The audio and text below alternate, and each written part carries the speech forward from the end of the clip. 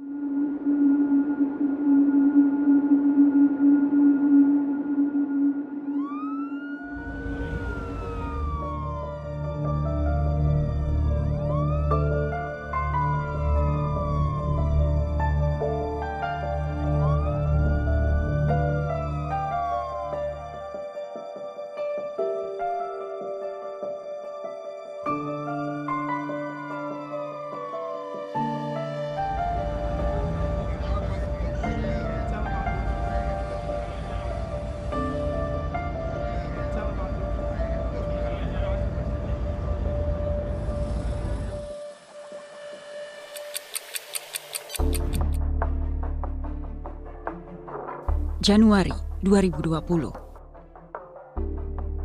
Wuhan diserang virus yang menyebar dengan cepat. WHO menyebut virus corona baru atau novel corona 10 kali lebih mematikan dari flu babi. Seketika, kota Wuhan lumpuh total. Tak butuh waktu lama, virus novel corona menyebar ke seluruh dunia.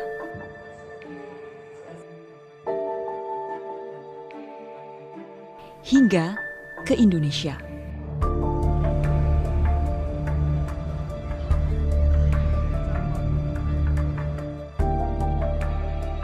Nah, virus corona ini adalah salah satu virus yang sebetulnya banyak sekali virus corona, terutama di hewan ya, itu banyak. Di manusia tuh ada, kalau dengan yang baru ini sekitar 7 ya, jadi ada 4 yang sebelumnya itu untuk virus corona yang menginfeksi manusia, tapi dia menyebabkan infeksi yang ringan. Ada penyakit yang penyebabnya virus corona yang berat, itu adalah 3 ini dengan yang baru. Jadi ada SARS, virus SARS ya, yang waktu pada tahun 2005 awal sana, terus kemudian MERS-CoV dan SARS coronavirus 2 yang sekarang ini namanya kan SARS-CoV-2 ya. Nah, itu 3 virus yang menyebabkan penyakit yang lebih berat. Yang paling banyak memang yang itu ada di terutama di saluran nafas ya, paru itu, dan saluran pencernaan, selain di tempat lain. Jadi begitu ada reseptor dia akan masuk, kemudian memperbanyak diri di sel tersebut. Nah, sel tersebut nanti akan mengalami kelainan. Ini memang membutuhkan oleh tim kita pada posisi yang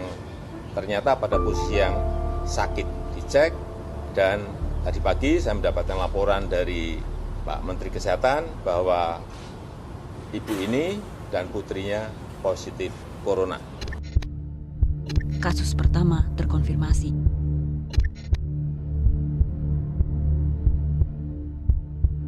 Nama saya Ratri Anindya Jati, saya adalah salah satu pasien pertama COVID-19 di Indonesia.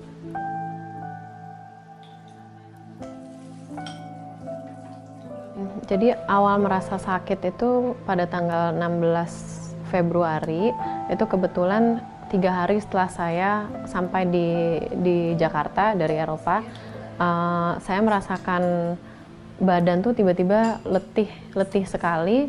pokoknya capek dan lemes, belum pernah selemes itu sebelumnya. Terus waktu itu di sore hari saya tidur sore ya, diharapkan setelah bangun terus merasa lebih enak.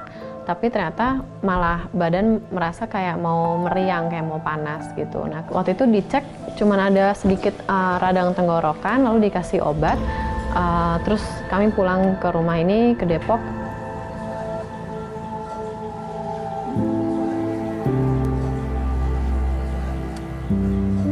Lalu tanggal 2 Maret, jadi itu dinyatakan ibu dan adik saya positif COVID-19. Jadi di sisi lain saya sakitnya ringan, sedangkan kalau adik dan ibu saya tuh lebih parah, dan mereka juga melakukan beberapa kali pengecekan sampai hingga akhirnya dinyatakan positif tanggal 2 Maret. Lalu tanggal 4 Maret saya diminta untuk tes swab lagi, itu yang sudah kedua kalinya. Kemudian tanggal 7 Maret saya dinyatakan positif juga, dan sejak tanggal 4 Maret itu saya diisolasi di rumah sakit RSPI Sulianti Saroso.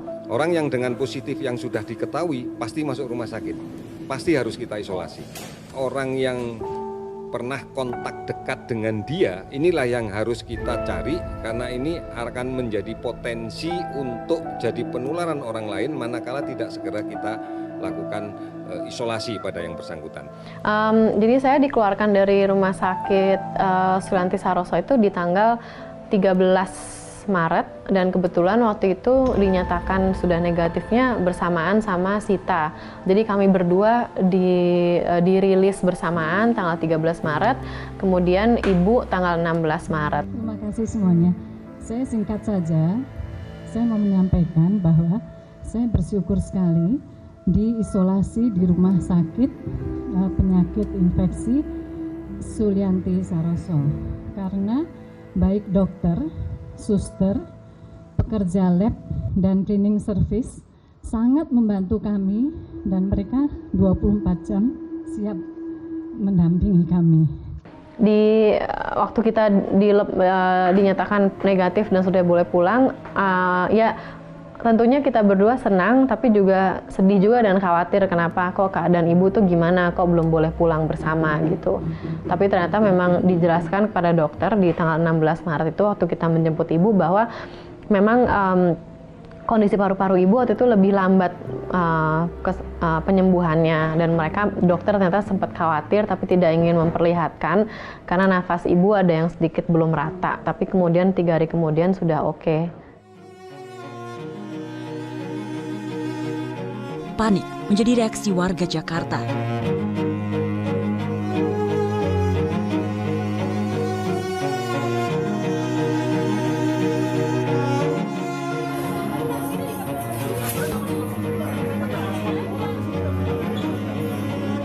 Dan selanjutnya, ibu kota menjadi epicenter COVID-19 di Indonesia.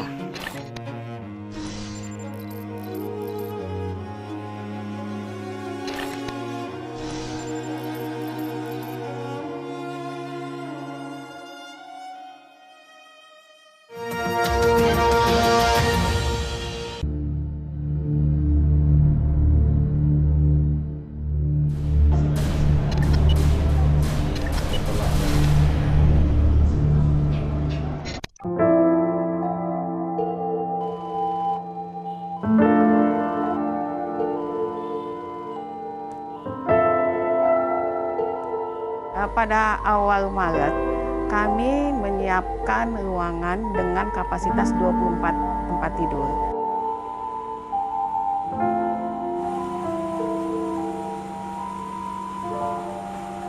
Untuk APD, memang kami menyiapkan untuk kasus-kasus ini, tahap awal adalah untuk 24 tempat tidur. Sampai hari ini kami mempunyai 126 tempat tidur. Mudah-mudahan dalam waktu dekat ini akan meningkat menjadi 200 tempat tidur, karena ruangan yang kami siapkan pada tahap berikutnya sudah selesai, dan kedepannya kami akan menyiapkan ruangan khusus untuk anak yang baru lahir, NICU. Itu yang terakhir kami siapkan. Yang pertama, kami perluas menjadi 50 tempat tidur. Kemudian ruangan berikutnya lagi kami perbaiki secara bertahap, dan saat ini kami mempunyai juga ruangan khusus anak dan ruangan kebidanan. Karena kasus-kasus anak dan kebidanan juga sudah mulai banyak, dan kami juga mempunyai ruangan operasi yang bertekanan negatif. Berarti ruangan operasi kami sudah merupakan ruangan isolasi. Ini kamar operasi yang kita persiapkan untuk operasi dengan pasien-pasien COVID atau PDP. Ya, jadi memang arah masuknya berbeda. Kita berbeda dengan pasien masuk dan petugas kamar operasi masuk. Operasi kamar bedah pada saat operasi biasa sebelum COVID, kita ada 2 kamar operasi, elektif yang berencana dan kamar operasi sito. Kita di sini adalah Okasito untuk menangani pasien COVID yang akan dilakukan tindakan pembedahan. Ya, kita menyiapkan semua APD-nya sesuai dengan SOP yang diterapkan di rumah sakit kita. Untuk APD-nya sendiri terdiri dari hazmat, masker N95, face shield, Google, kaos kaki disposable, lalu memakai sarung tangan dengan 3 lapis. Urutan pemakaiannya kita anjurkan semua tim untuk mencuci tangannya di air mengalir dengan sabun. Setelah itu kita memakai masker N95, memakai kacamata Google, full body gown atau hazmat,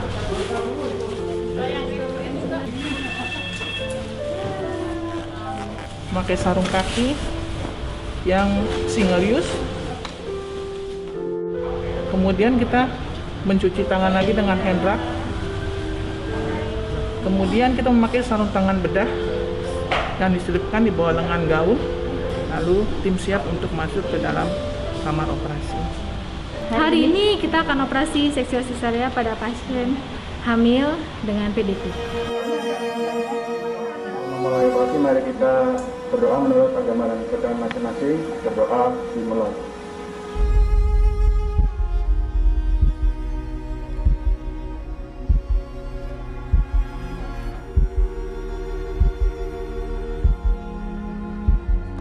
Ya, rasa nanti kalau mau bersihinnya. Udah ya, Le, nggak keluar lagi ya, Le. Kalau ini panggil aja. Ini aja. Nggak boleh masuk ke daerah sini lagi. Ambilkan tangan.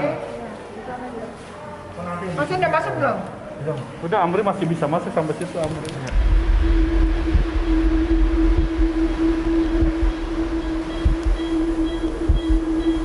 Saat ini yang banyak operasi adalah pasien-pasien hamil. Jadi yang dirujuk kepada kami adalah pasien-pasien ibu hamil yang dengan rencana operasi ternyata rapid positif dan ada gangguan, ya, jadi dirujuk ke rumah sakit Persahabatan.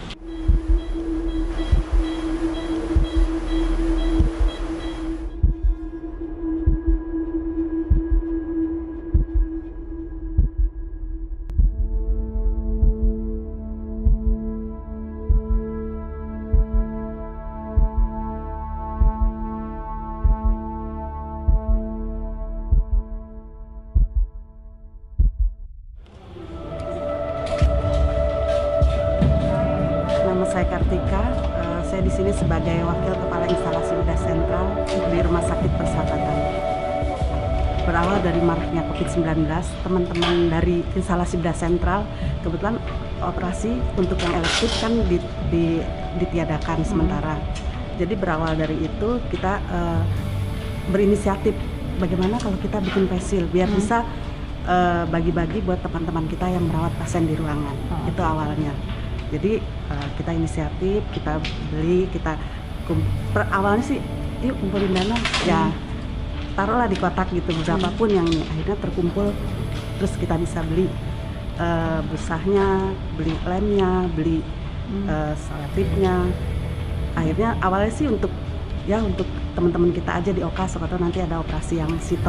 Tapi berawal kok lama-lama makin banyak. Oh kita bisa bagi nih. Lihat-lihat sih di YouTube gitu. Oh ternyata bayi perlu juga nih pengamannya. Yuk coba kita bikin yang bayi. Coba teman-teman ada ide. Oh ya begini. Akhirnya kita satukan ide-idenya teman-teman. Jadilah yang lain. Kalau yang dewasa itu sudah hampir 5.000-an. Kalau yang bayi kita baru mulai. Ya ada sekitar 50-an ya kalau untuk yang bayi, karena kita kebetulan bayi kan nggak begitu banyak juga di sini. Kalau yang dewasa itu sudah hampir 5.000-an kita bikin. Halo, saya Dokter Ria. Ayo ikut saya. Ini adalah kamar dokter di Rumah Sakit Persahabatan. Poli matanya. Silakan. Sekarang kita sedang membuat jas lab yang disposable. Di sini yang kerja di sini tim saya ada dokter dan perawat serta refraksionis. Jadi kita bahu membahu untuk membuat APD bagi tenaga medis di Persahabatan. Untuk jas lab ini kita baru produksi sekitar hampir 3 minggu. Ya, kita udah bisa produksi lebih dari 600 buah. Ini targetnya mungkin di atas 1.500. Nah, sekarang belum kita distribusikan, tapi mungkin hari Kamis kita serah terima dulu dengan donaturnya. Setelah itu kita kirim ke rumah sakit.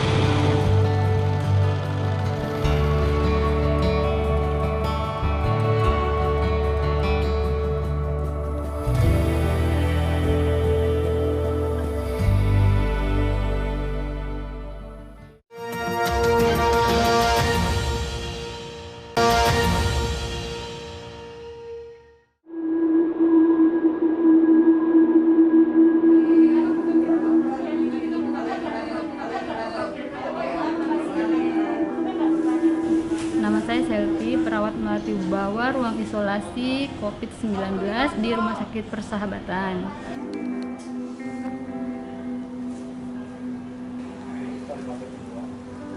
Sebagai perawat, tugas kita memberikan asuhan keperawatan dan membantu mobilisasi pasien yang mengalami sulit mobilisasi, misalnya di usia lanjut. Dan kita membantu sumber daya manusia, membantu pasien memberikan makan, minum, obat, dan mengganti pakaian serta pampers mereka.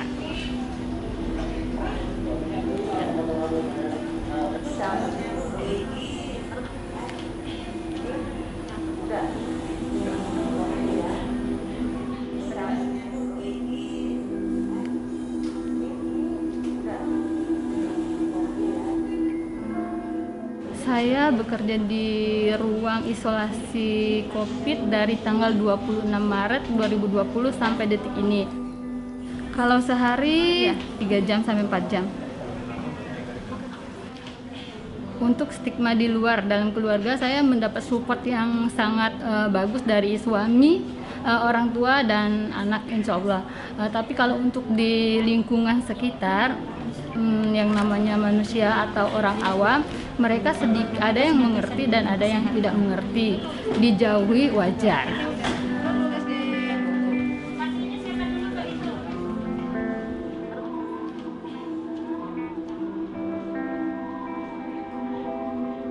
Pengalaman buruk yang saya rasain ketika suami mengalami demam dan di pekerjaannya dia diberhentiin secara mendadak.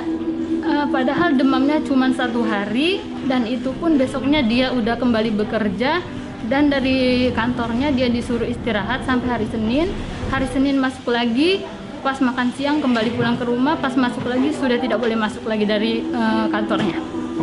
Karena katanya istrinya merawat pasien COVID dan ada kontak sama istrinya, padahal selama saya merawat pasien COVID saya tidak pernah pulang ke rumah sama sekali. Kita perawat shiftnya ada 3, pagi, siang, sama malam. Kalau pagi dari jam 7.30 sampai jam 2. Setelah itu pulang ke hotel.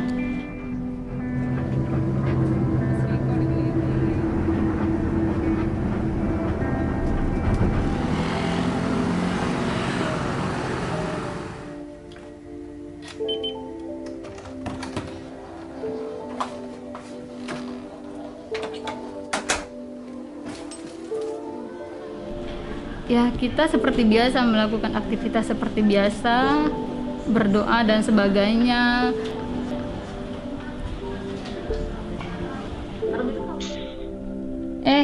Kamu lagi ngapain, Nak? Ayu udah mamam belum, Nak? Anak saya umurnya 1 tahun 7 bulan, perempuan. Dari awal isolasi rawat inap Melati Bawah Rumah Sakit Persahabatan dibuka, saya sudah diisolasi di hotel dan saya cuma bisa video call. Tapi nggak enaknya anak saya nggak mau lihat saya. Dia nggak mau liatin karena udah lama nggak ketemu. Iya, Nak. Assalamualaikum, dadah.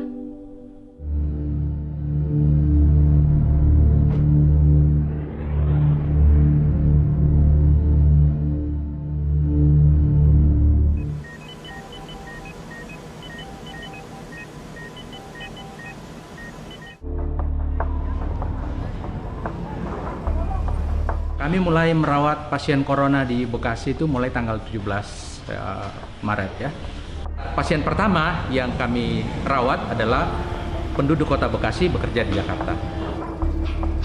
Nah, jadi kami terutama ini menerima pasiennya yang COVID-19, yang baik yang sudah suspek maupun yang sudah terkonfirmasi. Nanti dipisahkan nih jadinya, kalau di sini untuk yang umum, kalau di sebelah sini khusus untuk yang suspek atau konfirmasi COVID. Dokter paru di rumah sakit ini ada 4 orang.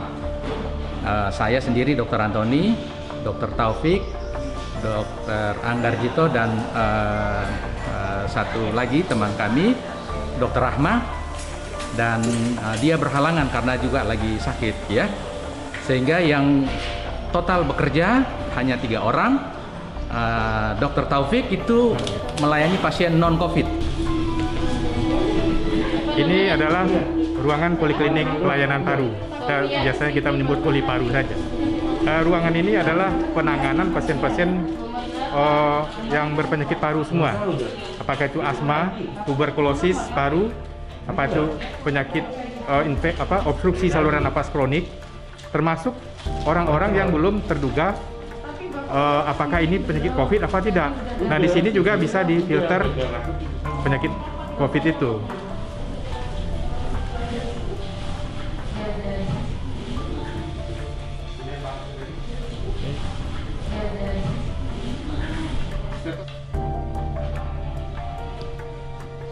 Bapak tidak merokok?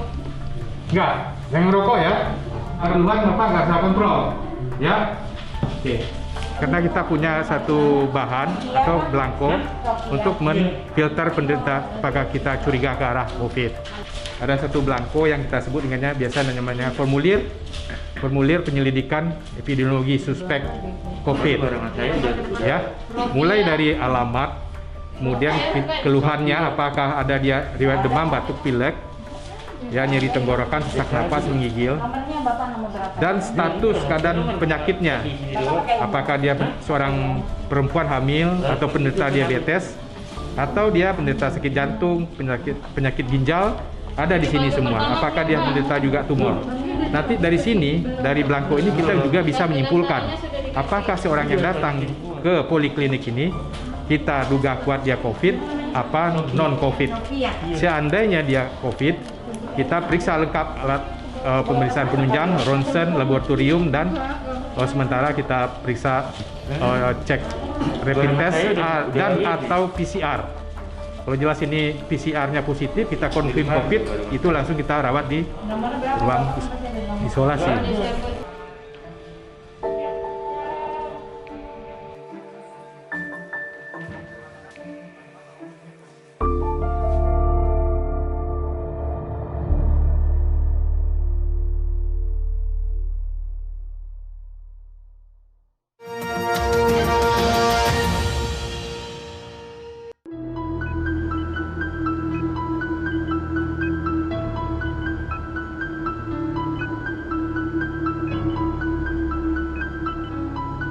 Kalau merawat pasien COVID itu dibutuhkan kehati-hatian.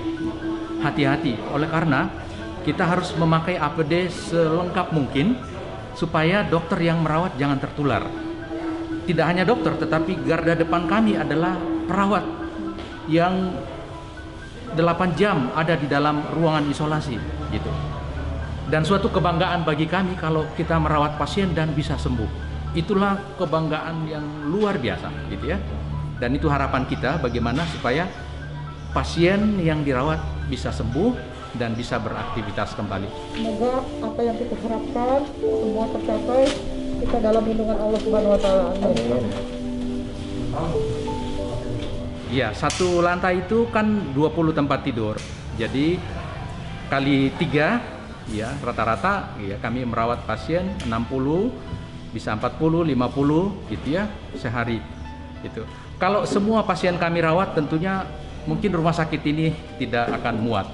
Tetapi untungnya di Kota Bekasi rumah sakit swasta juga dikerahkan untuk merawat. Jadi ada 7 rumah sakit swasta yang siap merawat pasien COVID di Kota Bekasi. Bagaimana perasaan hari ini? Gimana perasaannya, Pak? Bagus, dokter. Bagus ya?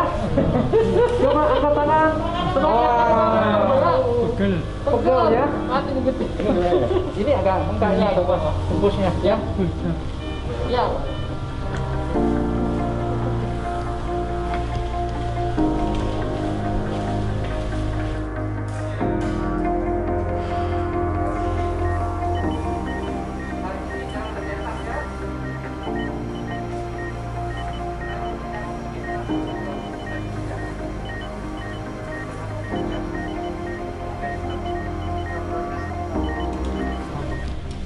Nah, setiap bersentuhan dengan pasien atau kontak dengan lingkungan pasien selalu pakai ya hand rub, ya, desinfektan alkohol ya. Ini tadi saya sudah menyentuh satu pasien dengan ini, ya, jadi saya harus melakukan desinfektan dengan alkohol ya 70%. Pasien yang kami rawat 3 lantai itu macam-macam cirinya ya. Yang paling dirasakan oleh penderita adalah sesak napas, ya, batuk, kemudian terasa ngilu badan, kemudian lemah letih dan lesu. Ada juga yang diare, ya, kemudian panas pada sore-sore hari atau malam hari, dan terasa ngilu di seluruh badan atau tulang. Halo, Dokter Antoni, spesialis paru, pasien baru, Dok? Pasien baru. Dari Poli ODP. Pasien baru dengan rapid test positif ya. Bu, masuk di sini jangan khawatir ya, Bu, ya. Ada yang dirasa sekarang? Lemas ya, Bu? Batuk nggak? Ya. Ya, di sini kami menggunakan 3 obat ya. Kami gunakan azitromisin 1 kali 500, kemudian kloroquine 2 kali 500, kemudian untuk kasus yang berat kita tambahkan oseltamivir. Tamiflu. Ya, Tamiflu 2 kali 75. Ya, kita berikan sampai 7 hari, kadang sampai 14 hari gitu ya. Dan tetap memantau fungsi hati dan fungsi ginjal karena obat-obat tadi mempunyai efek ke sana, juga membuat efek susah tidur, insomnia gitu, dan mual gitu. Saya tidak mungkin membuka APD saya dalam mengerjakan ibadah sholat saya, makanya saya salah satu cara yang saya lakukan adalah dengan bertayamum. Bagaimana saya bisa melakukan ibadah seperti ini?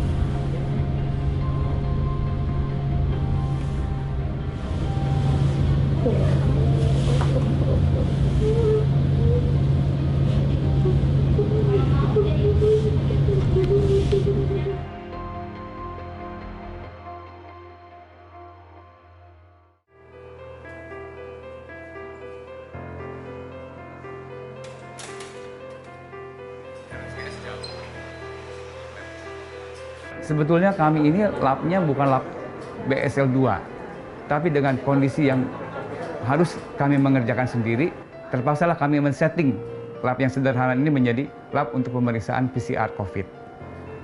Kita mulai dengan penerimaan sampel dari ruangan rawat inap atau dari poli, Kemudian kita identifikasi sampelnya, ya. Apakah memungkinkan atau tidak untuk dikerjakan sebagai sampel spesimen PCR. Dari sini kita akan pilih nanti. Kita mengerjakan punya 2 alat. Yang pertama alat yang sederhana, single plex. Yang single plex seperti ini, kami semua bekerjanya betul-betul super ketat. Jadi petugasnya menggunakan APD lengkap dan alatnya kita bekerja di dalam BSC kelas 2. Ini yang satu yang multiplex. Yang kita beli hanya beli kit reagennya saja. Kebetulan alat reagen kami ini yang satu datangnya dari Taiwan, yang satu dari Singapura.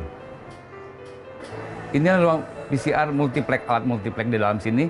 Ini ruangnya memang didesain khusus untuk pengerjaan biologi molekuler, pemeriksaan molekuler. Tetapi tidak seideal untuk lab BSL kelas 2. Karena kami dulu men-settingnya belum seperti itu. Tapi karena kondisi wabah ini darurat terpaksa kami mengerjakan. Tapi dengan kehati-hatian yang tetap kami jaga. Tidak semua orang bisa masuk ke dalam ruang lab ini. Hanya petugas yang bertanggung jawab terhadap pemeriksaan yang bisa masuk ke dalam. Semua dikerjakan di ruang tersendiri dengan selalu mengindahkan aturan main pemeriksaan molekuler.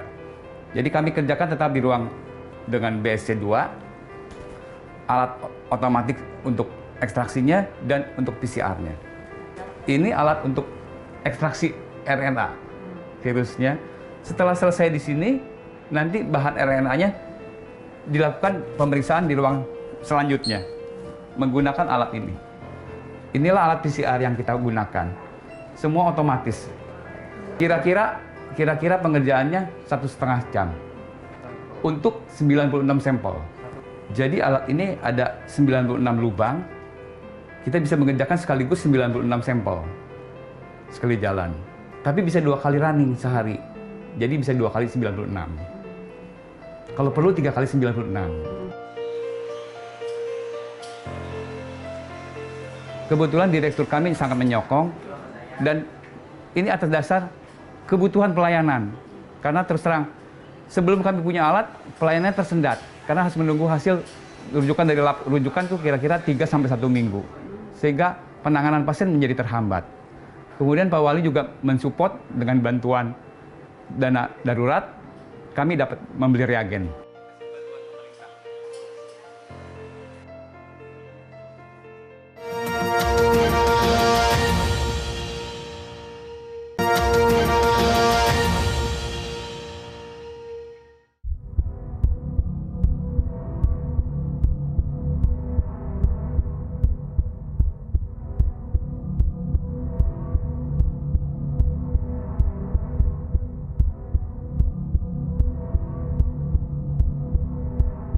Yang paling sulit untuk melakukan proyeksi ekonomi hari ini adalah karena tidak ada yang tahu kapan COVID ini akan hilang atau menurun.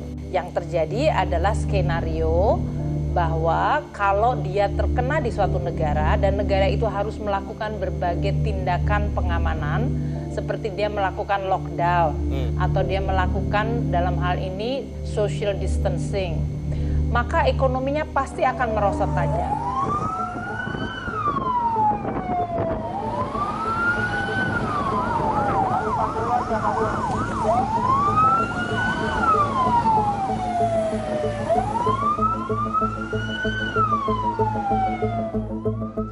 Kami memutuskan untuk memperpanjang pelaksanaan PSBB diperpanjang 28 hari. Artinya periode kedua PSBB ini mulai tanggal 24 April sampai dengan 22 Mei 2020.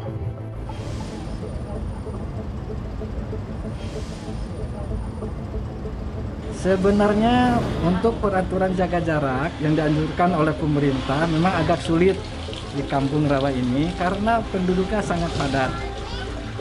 Tetapi masyarakat sudah menyadari, ya, sangat menyadari untuk berusaha semaksimal mungkin untuk menjaga jarak, ya, supaya tidak terkena virus corona itu.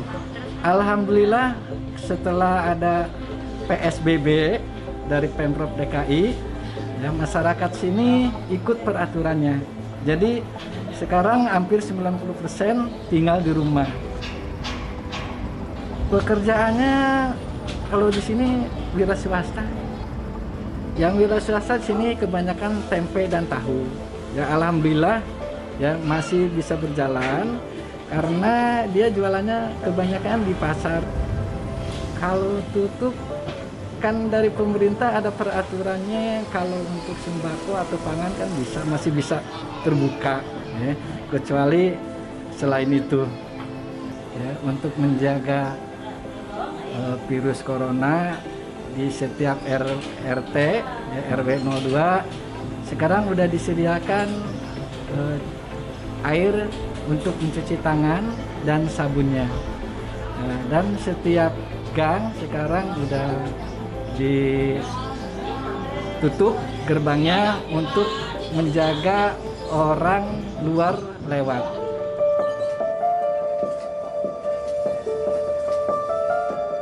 Kami di jajaran Pemprov bersama dengan Polda dan Kodam di periode ini kita akan meningkatkan pendisiplinan baik perusahaan-perusahaan yang masih beroperasi maupun masyarakat yang masih berkerumun.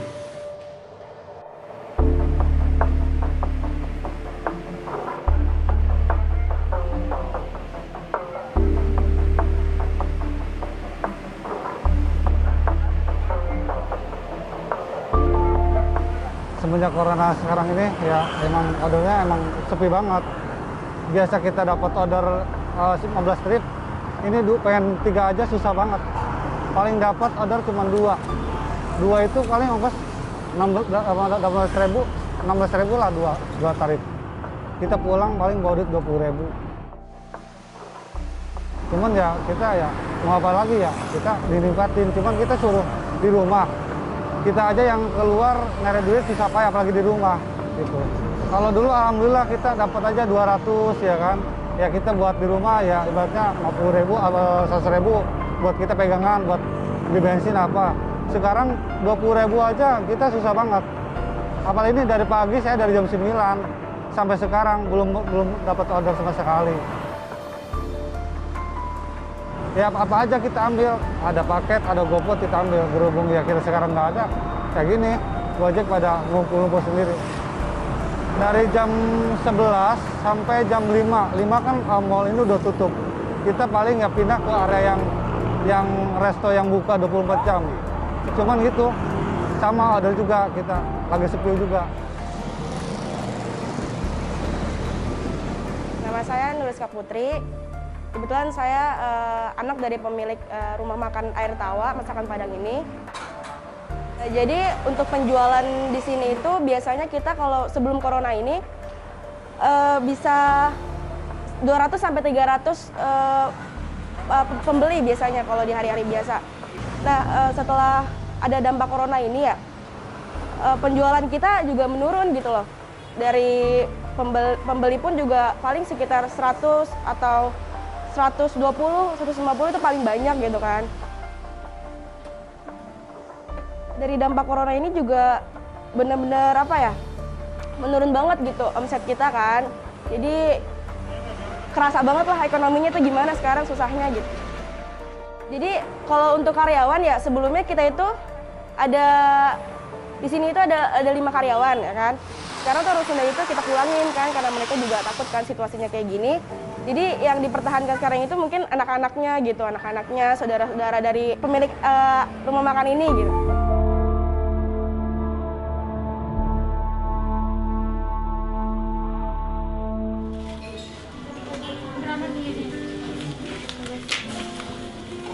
Belas sama 3. Saya nama Abdul Aziz, kerjanya tukang sayur keliling. Abang sih tetap jualan, tapi merasa nggak takut lah, waspada diri aja, jaga badan kita sendiri, biar sehat gimana caranya gitu. Bukannya kita nekat ya, saya emang penghasilan saya begini. Jadi ya sebelum berangkat minum apalah, biar susu apa-apa itu kata dokter kan begitu omongannya. Kalau pemerintah kan nggak ngasih saran orang jualan begini di stop tuh kan enggak. Kan terserah kita yang penting jaga badan kita aja biar sehat lah. Kalau nama biasa cuman ada kendala jalan doang Pak, kadang-kadang muter. Biasanya jalan kan lurus, ini muter karena ditutup. Tapi kadang-kadang yang ngasih jalan ada yang ditutup, kadang-kadang begitu. Harapannya sih semoga sih corona ini cepat kelar, terus pemerintah dan kita semua juga bisa saling mengatasi satu sama lain supaya ekonomi Indonesia itu semakin membaik lah.